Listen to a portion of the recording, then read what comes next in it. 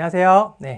지난 시간까지 저희는 데이터를 다루기 위한 판다스의 핵심 데이터 구조인 시리즈와 데이터 프레임의 개념과 구조, 그리고 이들을 생성하고 이들이 제공해주는 다양한 색인과 통계 등의 기능들에 대해서 실습하고 살펴보았습니다.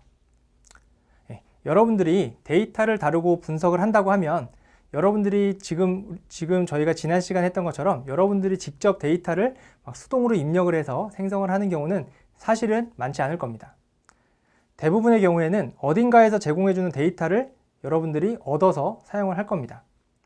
예를 들어서 어떤 공공 데이터 포탈이나 서울 열린 데이터 광장과 같이 공공, 즉 나라에서 제공해주는 데이터를 사용을 하거나 네이버나 SK텔레콤의 빅데이터 허브와 같이 민간 기업에서 제공해주는 데이터들을 제공을 받아서 활용을 할 수가 있습니다. 데이터를 제공받는 형태는 파일을 간단하게 다운로드 받아서 저장해 놓고 불러와서 사용을 할 수도 있고요.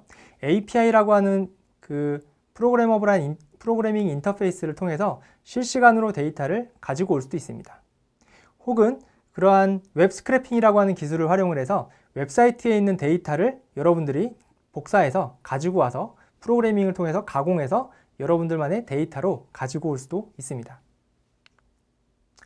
이번 시간에는 그 중에서도 기본적이고 여러분들이 가장 많이 활용하는 방식인 파일로부터 데이터를 읽어드리고 이렇게 여러분들이 가공하거나 분석한 데이터를 다시 파일로 저장하는 방법들에 대해서 살펴보도록 하겠습니다.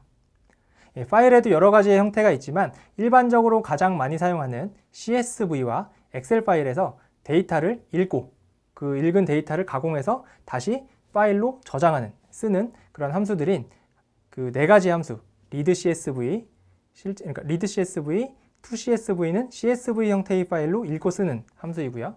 readXL과 toXL은 엑셀 파일 형태로 읽고 쓰는 그런 함수들입니다. 이렇게 네 가지의 함수들을 각각 하나씩 살펴보고 실습을 해보도록 하겠습니다.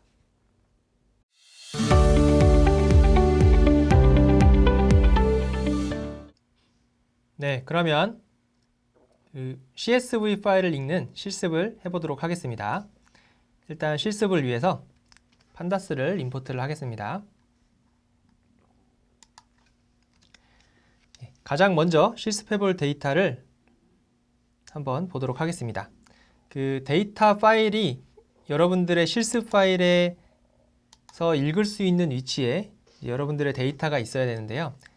강의 초반에 제공된 그 데이터 파일을 여러분들의 주피터 노트북 파일과 동일한 디렉토리에 저장을 해주시면 되겠습니다. 그래서 지금 같은 경우에 저는 지금 데이터 입출력 1에 이 IPython 파일을 지금 열어놓은 상태인데요. 이 IPython 파일에 동일한 디렉토리에 이 데이터라고 하는 디렉토리가 있습니다. 그리고 그 디렉토리에 제가 향후 강의에서 사용할 데이터들이 저장이 되어져 있습니다. 그래서 이렇게 경로를 일단을 맞춰 주시고 데이터를 한번 읽어보도록 하겠습니다. 첫 번째 해볼 데이터는 ex1.csv라고 하는 파일입니다. 한번 열어볼까요? ex1.csv 파일을 제가 엑셀로 열어도 되는데 데이터의 형태를 보기 위해서 워드패드로 한번 열어보겠습니다.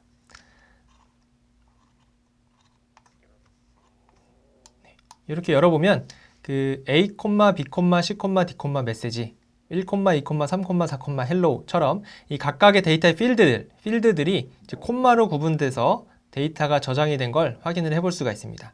이러한 형태를 CSV 형태의 데이터라고 저희가 할 수가 있고요. 이 데이터를 한번 읽어보도록 하겠습니다. readCSV에 이제 readCSV 함수의 첫 번째 인자로는 항상 내가 읽고자 하는 파일의 경로를 지정을 해주셔야 되는데요. 경로를 지정하는 방법은 크게 절대 경로와 상대 경로가 있습니다. 절대 경로는 여러분들이 쉽게 생각하면 C 드라이브, D 드라이브, 그러니까 드라이브의 첫 번째 위치부터 끝까지 이제 전체적인 경로를 다 적어주시는 게 이제 절대 경로이고요. 상대 경로는 내가 지금 열고 있는 이 파일, 이 주피터 노트북 파일을 기준으로 이제 그 밑에 있는 디렉토리냐, 그 위에 있는 디렉토리냐 이런 상대적인 개념의 위치로 경로를 지정을 해주는 게 상대 경로입니다. 그래서 지금 같은 경우에는 제가 이 주피터 파일과 동일한 디렉토리에 데이터라고 하는 디렉토리 밑에 데이터를 위치시켰기 때문에 이런 식으로 상대 경로로 지정을 해보도록 하겠습니다. 네, 이렇게 하게 되면 기본적인 구분자가 콤마가 기본값이기 때문에 이제 콤마를 기점으로 데이터의 필드들을 쪼개서 각각의 컬럼으로 저장이 된 것을 확인을 해볼 수가 있습니다. 그러면 이번에는 ex2.txt 파일을 한번 볼까요? ex2.txt 파일도 워드패드로 한번 열어보겠습니다. 네. 근데 보시면 마찬가지로 동일한 형태의 데이터이긴 한데 아까와 다른 점은 콤마를 기점으로 데이터의 필드들이 구분되어져 있는 것이 아니라 공백. 여기 보시면 이제 공백을 기준으로 데이터들이 필드가 쪼개져 있는 것을 보실 수가 있습니다. 그래서 이런 식으로 이제 데이터의 구분자가 필드의 구분자가 콤마가 아닌 다른 구분자로 저장된 파일인 경우에는 우리가 SAP라고 하는 인자를 사용을 해서 읽어올 수가 있습니다. 예를 들어서 readcsv 해서 데이터에 ex2.csv 하고요. 텍스트 이렇게 하고요. 얘를 그냥 한번 실행을 해보시면 일단 결과는 읽혀지긴 하는데 이게 그냥 하나의 컬럼이라고 인지되면서 통으로 이제 밸류 값이 인식이 됩니다. 그러니까 A 띄고 B 띄고 C 띄고 D 띄고 메시지 이게 이제 하나의 컬럼명이 되는 거죠. 근데 저희가 원하는 거는 각각을 필드로 컬럼으로 쪼개고 싶은 거니까 여기에 우리가 인자값 이 SAP라고 하는 구분자에 저희가 공백을 이렇게 지정을 해주시면 아까 그 공백을 기준으로 데이터의 필드를 쪼개서 제가 원하는 형태로 데이터를 읽어올 수가 있습니다. 네. 여기를 보시면 이제 여러분들이 이제 눈치채실 수도 있는데 데이터의 확장자, 이 파일의 확장자가 텍스트, txt라고 하는 확장자를 가지고 있습니다. 그래도 CSV라고 read CSV 함수를 통해서 데이터를 읽어올 수가 있죠. 그러니까 즉 이 read CSV 함수는 텍스트, 일반적인 텍스트 파일을 읽어오는 거예요. 근데 그 파일의 내용이 어떤 구분자, 특정 구분자를 기준으로 필드들이 쪼개져 있는 이 CSV 형태의 데이터 파일, 텍스트 파일이면 다 읽어올 수가 있기 때문에 확장자는 중요하지가 않습니다. 그 안에 있는 내용들이 특정 딜리미터로 구분되어져 있다면 확장자에는 상관없이 데이터를 읽어서 데이터 프레임으로 반환을 해주게 됩니다. 이번에는 조금 더 재미있는 데이터를 한번 읽어보도록 하겠습니다. 이번에는 2020년 KBO 야구.csv 파일을 한번 읽어보도록 하겠습니다. 그냥 한번 읽어볼까요? 네, 읽어보시면 뭔가 에러가 발생을 하는 것을 확인을 할 수가 있습니다. 유니코드 디코드 에러라고 하는 거는 여러분들이 이제 파일을 어딘가에서 가지고 와서 읽을 때 자주 맞닥뜨리게 될, 자주 보시게 될 에러 중에 하나인데요. 어떤 그 문자열 인코딩, 문자를 인코딩하는 방식이 맞지 않기 때문에 발생하는 에러고요. 주로 이제 여러분들이 한글로 이루어진 파일을 윈도우 상에서 데이터 파일을 읽을 때 주로 발생을 하게 됩니다. 그래서 이런 식으로 문자열 인코딩이 깨져서 데이터를 제대로 읽어올 수 없는 경우에는 인코딩이라고 하는 인자로 저희가 지정을 해줄 수가 있고요. 윈도우 계열 같은 경우에는 보통 CP949라고 하는 데이터로 인코딩이 됩니다. 그래서 이 인코딩의 인자값을 CP949, 기본값은 UTF-8이에요. 그래서 UTF-8로 인코딩을 하려고 하다 보니 에러가 발생을 하는 거고요. 인코딩을 이런 식으로 값을 주게 되면 이제 한글 깨짐, 에러가 없이 데이터를 읽어오는 것을 확인을 해볼 수가 있습니다. 네, 이것도 그냥 해보시면 왼 앞에 있는 선수명, 팀명, 타율, 안타, 홈런, 연봉 이 정보가 있고요. 이런 해당하는 정보들이 쭉 저장된 것을 확인을 해볼 수가 있습니다. 데이터를 한번 몇 가지를 보도록 하겠습니다. 제가 KBO 야구 데이터를 몇 가지로 구분을 해놨는데요. 지금 읽어온 데이터가 요건데 CSV 파일을 한번 읽어보겠습니다. 그러면 아까 우리가 첫 번째 봤던 데이터와 비슷하게 이제 컬럼을 기준으로 데이터의 필드들이 쪼개져서 저장이 된 것을 확인을 해볼 수가 있습니다. 근데 어떤 경우에는 여러분들이 데이터를 어디서 가지고 왔는데 이제 컬럼명이 포함이 안 돼 있는 경우가 있어요. 예를 들어서 이 데이터 같은 경우에는 그냥 데이터만 있는 경우죠. 각각의 컬럼의 명들이 명시가 되어져 있지 않고 이렇게 첫 번째 줄부터 데이터로 되어져 있는 경우에는 우리가 헤더나 네임즈라고 하는 인자를 통해서 컬럼명을 읽는 걸 생략하거나 이제 컬럼명을 명시할 수가 있죠. 그래서 그것도 한번 해보도록 하겠습니다. 지금 아까 저희가 조금 전에 열어봤던 read CSV 함수를 통해서 데이터에 2020 KBO 야구점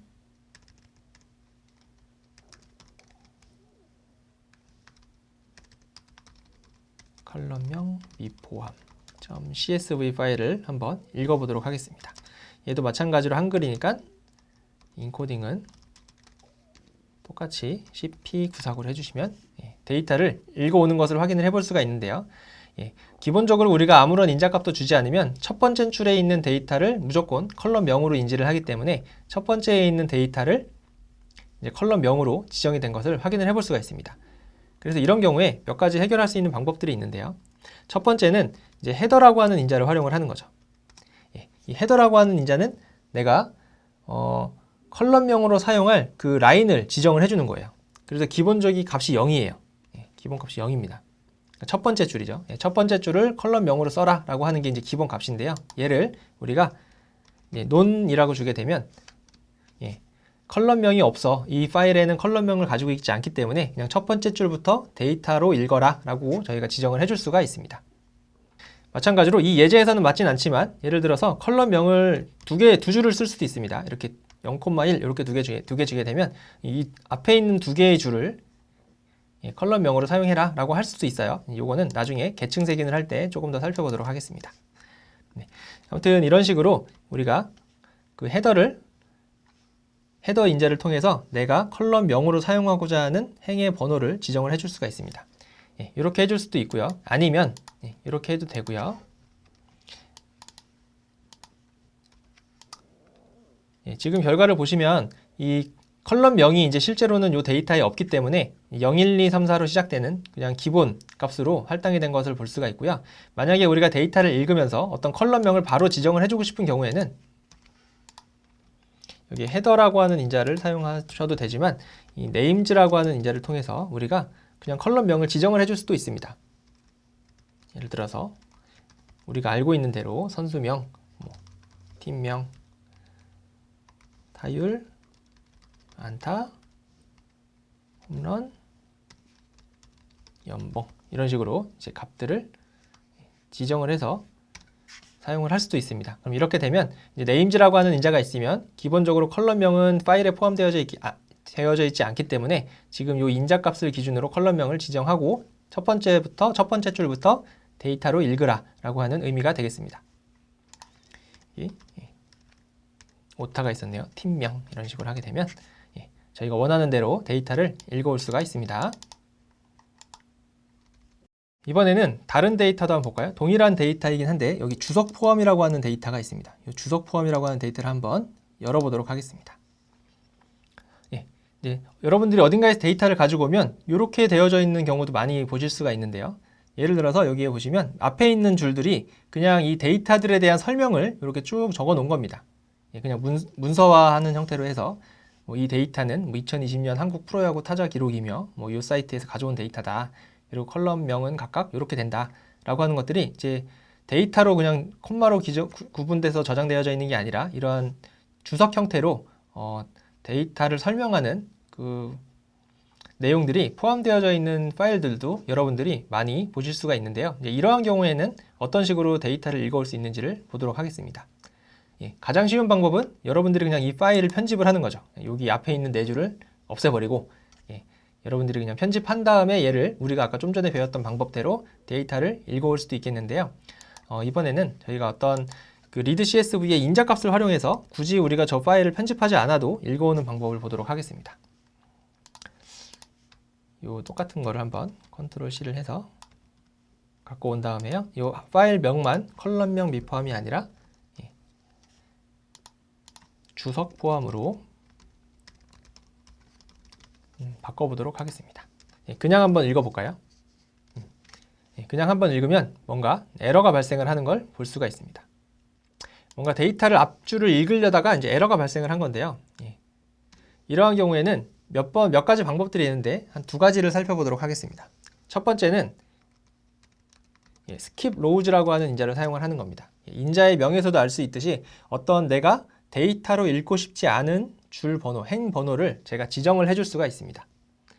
지금 같은 경우에는 앞에 있는 세 줄이죠. 그러니까 0,1,1을 리스트로 담아서 이렇게 전달을 하게 되면 앞에 있는 세 줄, 우리가 아까 데이터 이 파일을 설명해주는 이 앞에 있는 세 줄은 데이터로 읽지 말고 이제 생략을 한 다음에 그 다음에 데이터를 읽어라 라고 하는 의미가 되겠습니다. 여기에는 컬럼명이 없기 때문에 위에서 했던 것과 마찬가지로 이렇게 네임즈 인재도 또 동일하게 주도록 하겠습니다. 이렇게 하게 되면 저희가 원하는 대로 데이터를 읽어올 수가 있습니다. 이런 식으로 이제 스킵 로우즈라고 하는 인자를 활용할 수도 있고요. 두 번째 방법은 이제 코멘트라고 하는 인자도 활용을 할 수가 있습니다. 이 코멘트는 이제 주석이라고 하는 의미인데요.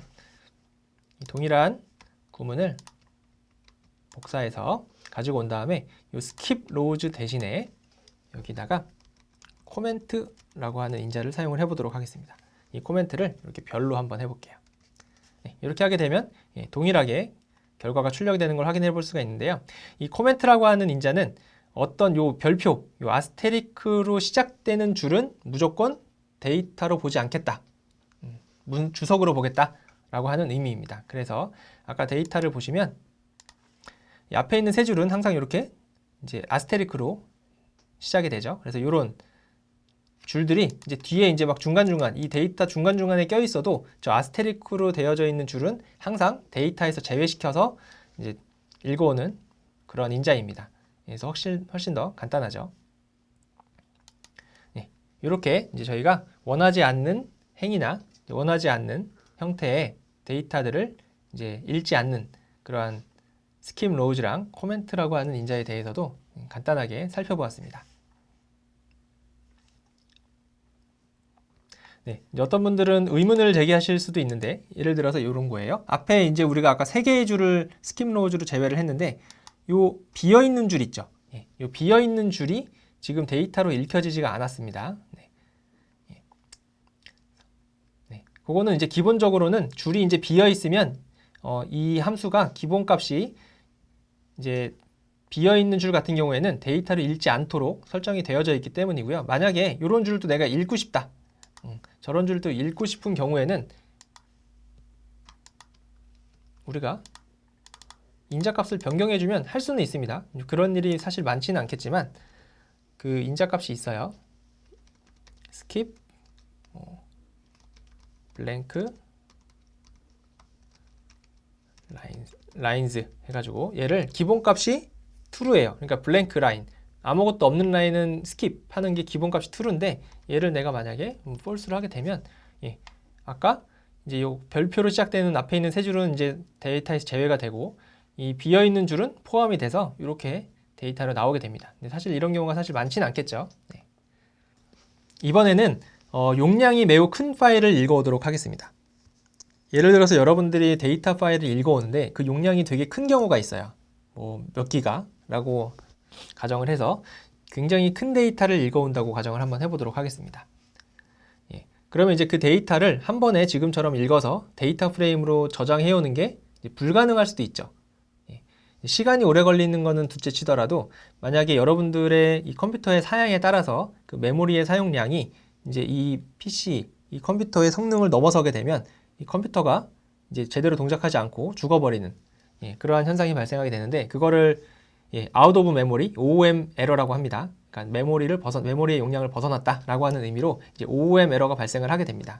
그래서 이러한 경우에 어떤 식으로 처리를 해야 될까라고 이제 많은 사람들이 고민을 했고 여기에서도 이제 그러한 것들을 이제 두 가지 인자값을 통해서 저희가 좀 해볼 수가 있는데요. 하나하나 보도록 하겠습니다. 첫 번째는 그냥 앞에 일부의 데이터만 가지고 오는 방식이에요. 그래서 용량이 매우 크면 일부의 데이터만 가지고 오는 형태로 이제 문제를 하게 되는데 가장 기본적인 걸 한번 보도록 하겠습니다. 예를 들어서 우리가 지금 똑같은 데이터, 지금 위에 있는 그냥 이 CSV 데이터를, 이 야구 데이터를 그냥 읽어 올게요.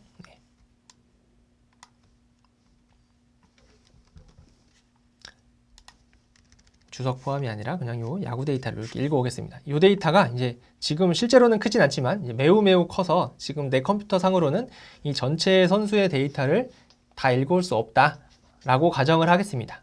가정을 하겠습니다. 그래서 이러한 경우에는 할 수 있는 방법이 크게 두 가지가 있는데요. 가장 쉬운 방법은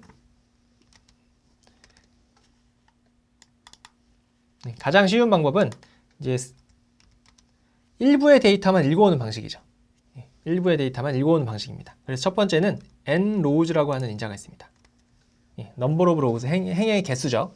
nrows라고 하는 인자로 내가 읽고자 하는 데이터의 개수를 지정을 해줄 수가 있습니다. 이렇게 하게 되면 그냥 앞에 있는 일부의 데이터만 읽어오는 거예요. 이 파일을 열어서 그 앞에 있는 10줄만 읽어오는 겁니다. 그래서 데이터가 몇백 개 있는데 10개만 읽어온 걸 확인을 해볼 수가 있습니다. 이런 식으로 이제 앞에 있는 몇 개를 읽어올 수가 있어요. 5개 이렇게 하게 되면 앞에 있는 5개만 읽어오고요. 이런 식으로 전체의 파일을 읽어오는 게 아니라 일부의 앞에 있는 데이터만 읽어오는 방식이 있고요. 근데 이거는 기본적으로 무조건 그 파일의 앞에 있는 데이터만 읽어오게 되죠. 그럼 이제 뒤에 있는 데이터는 읽어올 수가 없는 거예요. 그럼 그런 경우 계속 읽어오고 싶은 경우에는 어떻게 하냐? 그래서 이거보다는 조금 더 이제 고도화된 방식이 있죠. 두 번째 방법은 이제 청크 사이즈라고 하는 옵션을 사용을 하는 겁니다. 근데 이제 요거는 지금 봤던 것들이랑 조금 달라요. 조금 다른데 어떻게 다른지 한번 보도록 하겠습니다. 10으로 한번 하고요. 얘를 한번 그냥 실행을 해볼까요? 실행을 해보면 지금까지 우리가 어떤 인자값을 주고 이 readcsv 함수를 실행했을 때에는 그냥 바로 결과로 이 데이터가 출력이 됐죠. 그 얘기는 이 함수가 그 파일을 읽어서 그 파일에 들어가 있는 데이터를 데이터 프레임 형태로 반환을 해주었다는 의미입니다. 근데 지금 우리가 청크 사이즈라고 하는 인자를 주니까 갑자기 데이터가 출력이 안 되고 이상한 게 하나가 출력이 되죠. 텍스트 파일 리더라고 하는 게 하나가 출력이 되는데 이거는 뭐냐면 이제 이 파일에서 데이터를 실제로 읽어서 이 데이터 프레임으로 반환한 게 아니라 어떤 객체, 이 텍스트 파일 리더, 이 파일에서 데이터를 읽을 능력이 되는 어떤 놈을 하나 준 거예요. 어떤 객체를 하나 저희한테 리턴을 해준 거고요. 이거를 제가 그냥 커서라고 정의하겠습니다. 어떤 이 객체를 커서라고 하는 변수에 담아 놓을게요. 그럼 이거는 아직은 이 파일을 읽어서 데이터를 반환한 게 아니라 읽을 준비가 된 어떤 객체가 하나 생성이 된 겁니다. 그래서 이 객체를 통해서 저희가 데이터를 이제 읽어올 수가 있어요. 하나하나씩. 예를 들어서 이 next라고 하는 곳에 이렇게 커서 이렇게 하게 되면 데이터를 읽어오게 됩니다. 그러니까 이 커서라고 하는 객체를 이제 이 next의 인자로 주면 이제 이 청크 사이즈의 개수만큼 데이터를 읽어옵니다. 그럼 0부터 9까지 이렇게 읽어오죠. 여기까지는 아까 nrows를 했을 때랑 똑같은데 요거의 장점은 얘를 한번 더 실행해보면 그 다음 10줄을 읽어오고요. 그쵸? 또 실행하면 그 다음 10줄을 읽어옵니다. 이런 식으로 이제 파일의 끝까지 모든 데이터를 끊어서 여러 번에 걸쳐서 끊어서 데이터를 끝까지 읽어올 수 있게 됩니다. 그래서 이런 식으로 저희가 데이터가 굉장히 큰 경우에는 이런 식으로 끊어서 읽어오는 경우가 있습니다. 이게 끊어서 읽어온 데이터를 그냥 하나로 저장을 해볼까요? 예를 들어서 우리가 데이터 목록이라고 하는 곳에 비어있는 리스트를 하나 만들고요. 이 커서라고 하는 거를 루프를 계속 돌아서 실행을 할 수가 있어요. 예를 들어서 for data in 아까 이 커서가 계속 next를 호출하면서 읽어온 데이터를 이 데이터라고 하는 변수에 저장을 하게 되는 거고요. 이거를 우리가 저 데이터 목록이라고 하는 비어있는 리스트에 계속해서 어펜드를 한번 해보도록 하겠습니다. 이렇게 하게 되면 이제 처음부터 끝까지 데이터 파일을 쭉 넥스트 하면서 읽어오게 되는 겁니다. 그러면 데이터 목록에 아까 0은 아까 우리가 넥스트를 먼저 실행을 해가지고 29번까지는 30번까지는 읽었죠. 29번 30개 앞에 있는 30개의 데이터는 읽었으니까 그 다음 10개의 데이터가 첫 번째 데이터 목록의 항목이 되고요. 그 다음이 두 번째 항목이 되고요. 그 다음이 세 번째 항목이 되고요. 이런 식으로 이제 데이터를 각각 끊어서 읽어온 것을 확인을 해볼 수가 있습니다. 이렇게 해서 저희가 파일이 굉장히 큰 경우에 커서 내가 사용하고 있는 컴퓨터에서 전체 데이터를 읽어오기 어려운 경우에 일부의 데이터만 읽어오거나 아니면 일부의 데이터를 끊어서 끝까지 읽어오는 그런 방식에 대해서 살펴보았습니다. 마지막으로는 이제 저희가 이제 어떤 데이터를 이제 가공을 할 거예요. 예를 들어서 우리가 뭐 어떤 데이터를 가공했다고 가정하겠습니다. 일단 전체 데이터를 다시 한번 읽어보도록 하겠습니다. 네, 이거를 그대로 가지고 와서 데이터라고 하는 곳에 저장을 하고요. 이 전체 데이터가 있다고 가정하겠습니다. 여기에서 뭐 전체 선수들의 평균 타율을 구해볼까요? 팀별 평균 타율? 뭐 이런 거 구해볼까요? 팀 평균 타율 같은 거 구해볼까요? 이건 이제 뒤에 배울 건데 우리가 한번 해보도록 하겠습니다. 이거는 그냥 결과만 보시면 돼요.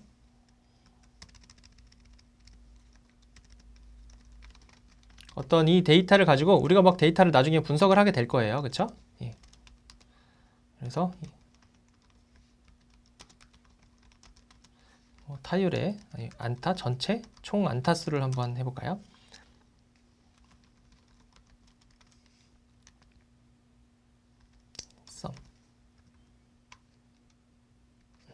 이렇게 하게 되면 이제 팀별로 총 안타 수가 이렇게 출력이 되죠. 네. 이건 나중에 볼 겁니다. 네. 이거를 우리가 뭔가 리절트라고 하는 곳에 저장을 하겠습니다.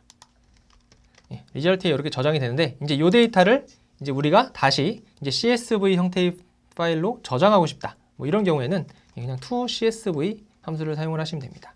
그리고 여기에다가 내가 저장하고자 하는 파일의 경로를 지정을 해주시면 되겠습니다. 여기에 팀별 안타수 .csv 이런 식으로 저장을 한번 해보도록 하겠습니다. 네, 이렇게 하게 되면 원래 있던 이 데이터에 여기 팀별 안타수라고 하는 파일이 생긴 걸 확인을 할 수가 있고요. 얘를 워드패드로 열어보면 아이고 한글이 깨졌네요. 네. 이제 이런 식으로 이제 데이터가 저장이 된 걸 확인을 해볼 수가 있습니다. 예. 한글이 깨진 경우에는 우리가 똑같이 인코딩을 CP940으로 한번 해볼까요?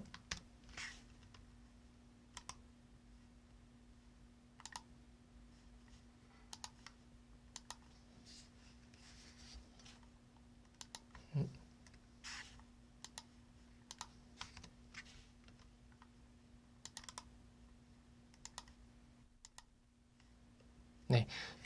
이렇게 인코딩 방식을 똑같이 CP940으로 하게 되면 이제 윈도우에서도 정상적으로 한글이 깨지지 않고 파일이 열리는 것을 확인을 해볼 수가 있습니다.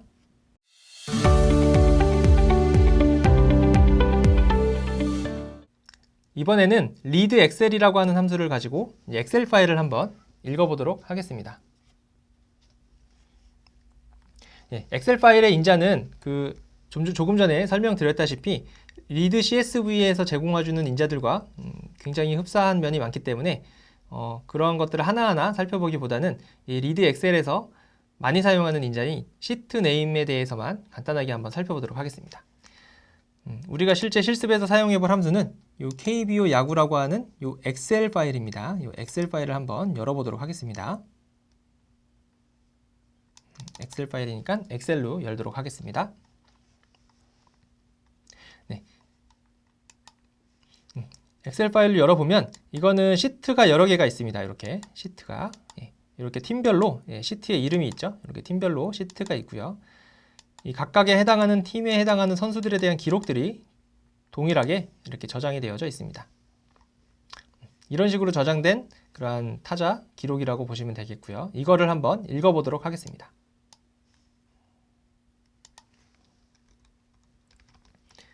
read excel 함수를 읽으면 되고요. 여기에다가 데이터에 2020 KBO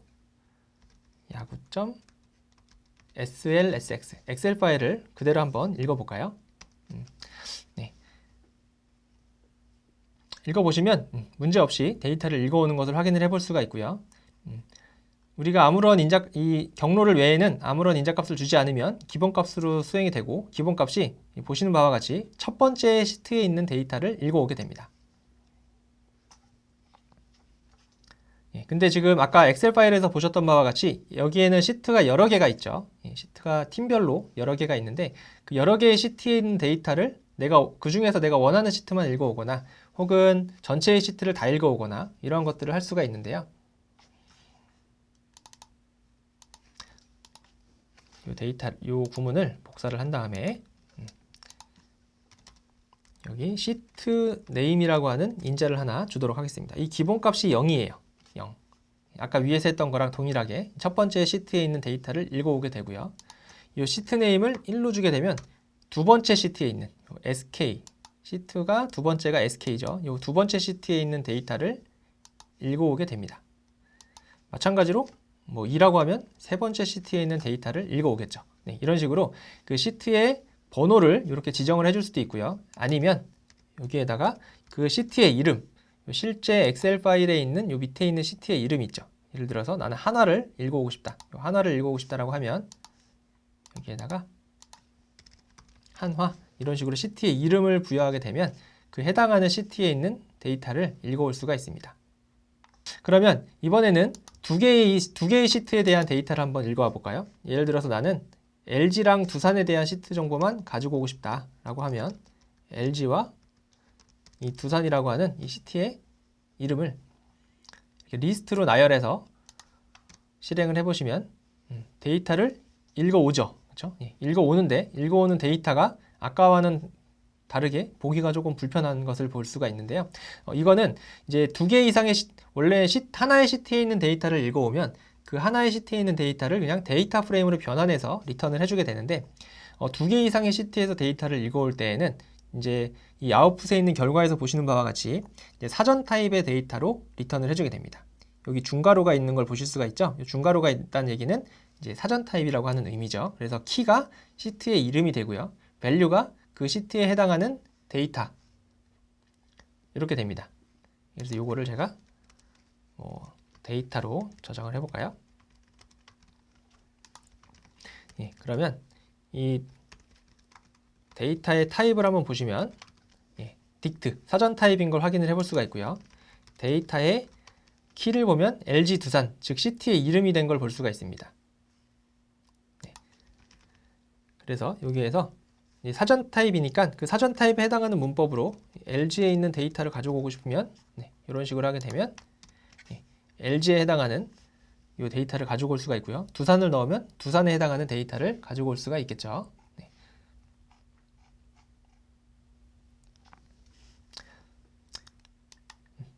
이런 식으로 두 개 이상의 시트를 가지고 올 수도 있고요. 이 두 개 이상의 시트를 가지고 올 때는 시트의 이름과 이거를 복사해서요. 시트의 이름과 시트의 번호를 혼용해서 사용할 수도 있어요. 예를 들어서 0과 이럴 일은 거의 없겠지만 첫 번째에 있는 시트와 한화 갖고 오겠다라고 하면 이런 식으로 가지고 오게 됩니다. 그리고 마지막으로는 우리가 전체의 시트에 있는 데이터를 다 읽어와 보도록 하겠습니다. 전체의 시트에 있는 데이터를 다 읽어올 때에는 이 시트 네임을 전체 리스트로 전체의 시트를 다 나열할 수도 있겠지만 그냥 그러기엔 좀 번거로우니까 시트가 많으면 그런 경우에는 시트의 네임을 non이라고 하시면 이제 전체의 시트에 해당하는 데이터를 읽어서 리턴을 해주게 됩니다. 그리고 전체의 시트를 다 읽어오기 때문에 마찬가지로 두 개 이상의 시트가 되겠죠. 그렇기 때문에 사전 타입의 형태로 데이터를 반환을 하는 것을 확인을 할 수가 있습니다. 이렇게 받아온 데이터를 우리가 야구 데이터라고 하는 것에 저장을 하고요. 이 야구 데이터에 있는 각각의 데이터 프레임을 예를 들어서 야구 데이터에 0번째에 있는 데이터는 이제 이렇게 해서 두산, 첫 번째에 있는 두산이라고 하는 요 키로 되어져 있는 요 데이터는 이렇게 이제 첫 번째 시트에 있는 데이터고요. LG는 LG 데이터가 있을 거고 이런 식으로 10개의 이제 데이터들이 쌓여 있을 겁니다. 이 데이터를 이제 여러분들이 각각의 변수에다가 담을 수도 있겠죠. 그래서 얘는 LG, 얘는 LG 데이터 이런 식으로 해서 10개를 다 이렇게 지정을 해줄 수도 있고요. 아니면은 우리가 두산 이 순서대로 한번 해보도록 하겠습니다. SK, NC, LG, KT, 기아, 한화, 키움, 롯데, 삼성 이렇게 이제 변수에다가 이 10개의 변수에 각각 이 야구 데이터를 집어 넣어주는 거죠. 순서대로. 야구 데이터는 사전 타입이니까 밸류즈 인자를 사용하시면 그 각각에 해당하는 밸류들이 리스트로 반환이 되고 그 반환된 리스트가 각각의 변수에 이제 할당이 되겠죠. 네, 이렇게 하게 되면 뭐 요 하나라고 하는 변수는 하나 선수에 대한 정보를 가지고 있을 거고요. 뭐 키움이라고 하는 변수는 키움 선수의 데이터를 가지고 있게 되겠죠. 네, 이런 식으로 저희가 모든 시트에 있는 데이터를 읽어오는 것까지 한번 실습을 해보았습니다. 마찬가지로 이 엑셀 파일도 우리가 뭔가 분석을 한 결과, 이 분석을 한 결과를 다시 엑셀 파일로 저장을 할 수도 있겠죠. 네, 그래서 뭐 분석하는 거는 나중에 이제 배울 거니까 그냥 이 두산이라고 하는 데이터를 제가 그냥 엑셀 파일로 다시 저장을 해보도록 하겠습니다. 그럼 얘도 마찬가지로 데이터 디렉토리 밑에 두산 데이터 .slsx라고 해서 한번 저장을 해보도록 하겠습니다. 그러면 이 두산이라고 하는 데이터 프레임에 저장된 데이터가 엑셀 파일로 저장이 되겠습니다. 네, 오타가 있었네요. 네. 이렇게 하시게 되면 저장이 될 거고요. 이 저장된 파일은 여기 두산 데이터라고 하는 이 파일이 생긴 걸 확인을 해볼 수가 있고요. 얘를 실행을 해보시면 이렇게 그 해당하는 데이터 프레임에 대한 데이터가 저장이 된 것을 확인을 해볼 수가 있습니다.